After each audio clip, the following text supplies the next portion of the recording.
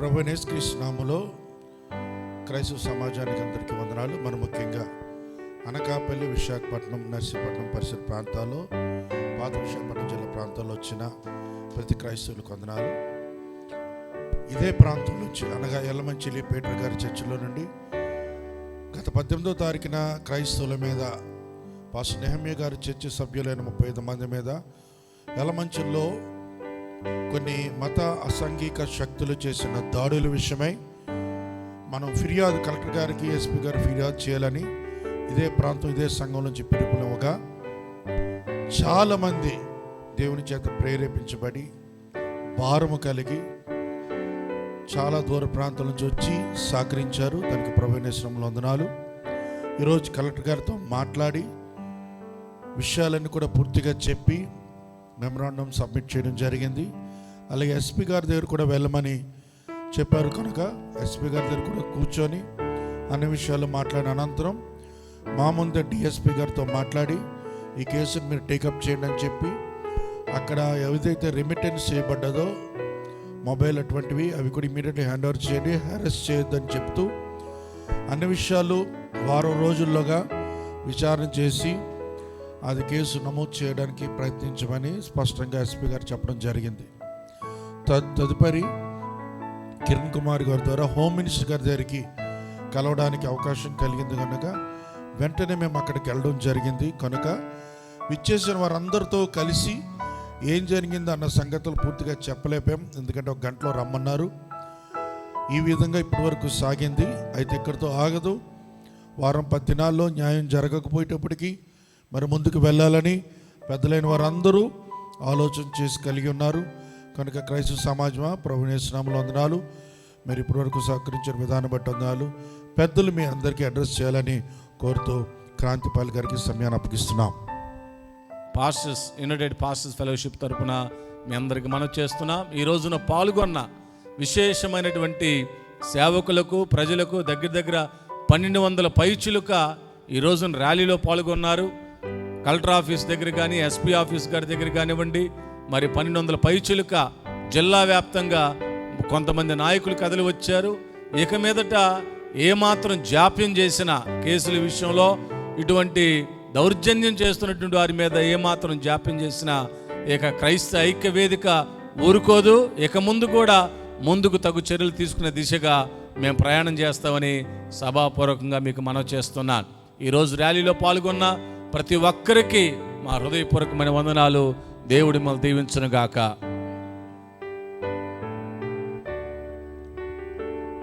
ప్రభుపేట వందనాలు తెలియజేస్తున్నాం.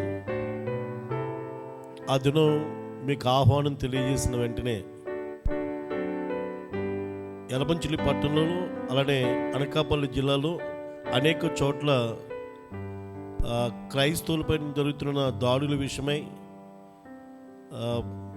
క్రైస్తవ వ్యతిరేకులు చేస్తున్న దాడుల విషయమై స్పందించి మాతో పాటు సహకరించిన ఆయా వ్యవస్థలకు, ఆయా నాయకులకు, అలానే ప్రేమించి జిల్లా వ్యాప్తంగా, రాష్ట్ర వ్యాప్తంగా అనేక మంది సుదూర ప్రదేశాల నుంచి మమ్మల్ని ప్రేమించి ప్రోత్సహించి మాతో పాల్గొన్న అశేష సేవక కుటుంబాలెల్లరికీ ప్రభుపేట వందనాలు తెలియజేస్తున్నాం. United pastors fellowship UPF Anakapalli జిల్లా నుంచి కమిటీ అందరం కలిసి, అలానే సేవకులందరం కలిసి వచ్చిన సేవకులెల్లరికీ వందనాలు తెలియజేస్తున్నాం.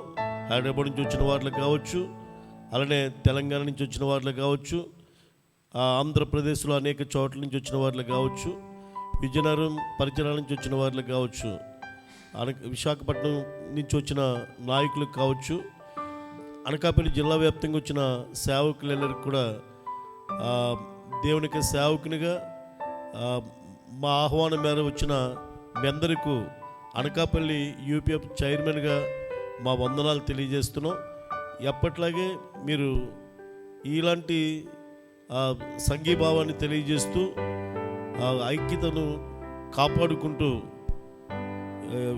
ఎదురాడే దుష్ట శక్తుల విషయమై మనం కలిసి పోరాటాన్ని చేద్దాం.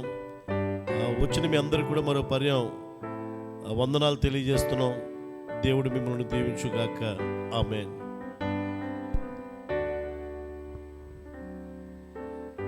ఈ దినం జరిగినటువంటి అనకాపల్లి జిల్లాలో కలెక్టర్ ఆఫీస్కు, ఎస్పీ ఆఫీస్కి అశేషమైనటువంటి క్రైస్తవ నాయకులు, సేవకులు, సభ్యులు వచ్చి వారి యొక్క సంఘీభావాన్ని తెలియజేసి భారతదేశంలో ఎక్కడ కూడా సువార్త ప్రకటించినటువంటి వారి మీద ఇలాంటి దాడులు భవిష్యత్తులో కూడా జరగకుండా ఉండటానికి మతోన్మాదులకు భయం పుట్టించేటట్టుగా క్రైస్తవులందరూ అన్ని డినామినేషన్లో ఉన్నటువంటి వారు ఒక్కటై తరలి వచ్చినందుకు రాష్ట్రీయ క్రైస్తవ పరిషత్ తరపున వచ్చినటువంటి అన్ని డినామినేషన్లో ఉన్నటువంటి నాయకులకు, సేవకులకు, సంఘ సభ్యులందరికీ కూడా రాష్ట్రీయ క్రైస్తవ పరిషత్ ఆంధ్రప్రదేశ్ అధ్యక్షునిగా నా హృదయపూర్వక కృతజ్ఞతలు తెలియజేస్తున్నాను. ప్రభువైన యేసుక్రీస్తు నామములో శుభములు. మరి యలమంచిలి ప్రాంతంలో జరిగినటువంటి సువార్తికుల మీద జరిగిన దాడిలో తమ్ముడు చిన్నోడు మరి అబ్బాయిని 2 రోజులు నిర్బంధించారు, పోలీస్ స్టేషన్లో పెట్టారు. ప్రభు కొరకు మరి చిన్న వయసులోనే ఒక 2 రోజులు సువార్త పని నిమిత్తం ఏ తప్పు చేయకపోయినా, ఏ పొరపాటు చేయకపోయినా ఆయన తీసుకెళ్ళి అన్యాయంగా మరి పోలీస్ స్టేషన్లో పెట్టడం జరిగింది.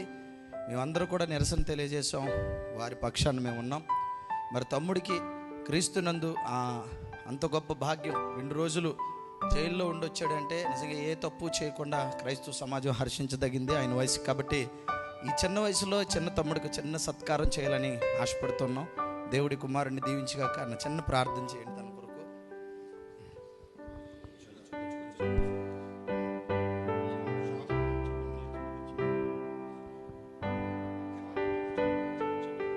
ఘనమైన మా తండ్రి, పరిశుద్ధాత్మ దేవానికి వందనాలు.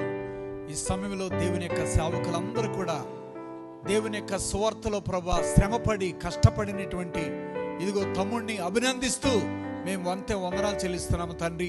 సువార్త చేయువాని పాదములు ఎంతో సుందరమని వాగ్దానం చేసిన దేవానికి వందనాలు. నీ కుమారులను దీవించి ఇంకా సేవలో అభివృద్ధిపరిచి బలపరచమని ప్రార్థన చేస్తున్నాను. నీ సేవకులందరినీ కూడా దర్శించి దీవించమని ప్రభు నామాన్ని బట్టి వేడుచున్నాము తండ్రి. ఆమేన్. మన ప్రీతమ తమ్ముడు సన్మానానికి పాత్రుడు. మత సామరస్యమే మా ధ్యేయం, మత సామరస్యమే మా ధ్యేయం. ఇలాంటి తమ్ముళ్ళు ఎందరో యవనస్తులు క్రీస్తు కొరకు రోషంగా నిలబడాలని ఈ తమ్ముడిని చూసి, అందుకనే అన్నారండి, ఈ తమ్ముడిని చూసి రోషంగా నిలబడాలని మా ఆశ. అందుకే మా ప్రోత్సాహం, కష్టపడి ప్రభు కొరకు పనిచేస్తున్న వారందరికీ మా సపోర్టు, మా యొక్క సహకారం, మా ప్రార్థన, మా వెనకాల మేము ఉండి చేసే కార్యక్రమాలు అన్నీ ఉంటాయి. ఇందు మూలంగా 2 తెలుగు రాష్ట్రాల్లో ఉన్న క్రైస్తవ ప్రపంచానికి, సమాజానికి మేము తెలియజేస్తూ ఈ తిని చమ్ముడు ఒక ప్రకటన 2 తెలుగు రాష్ట్రాల్లో ఎక్కడ సువార్త అయినా దాడి జరిగినా నిలబడిన సువార్త కొరకు నిలబడిన ప్రతి ఒక్కరికి మా టీం వచ్చి ఖచ్చితంగా సన్మానం చేస్తాం. ఎందుకంటే మత సామరస్యమే మా ధ్యేయం. మేము శాంతి కాముకులం, శాంతిని స్థాపిస్తాం. శాంతే మాకు మా సైలెంట్ విప్లవం అన్నమాట.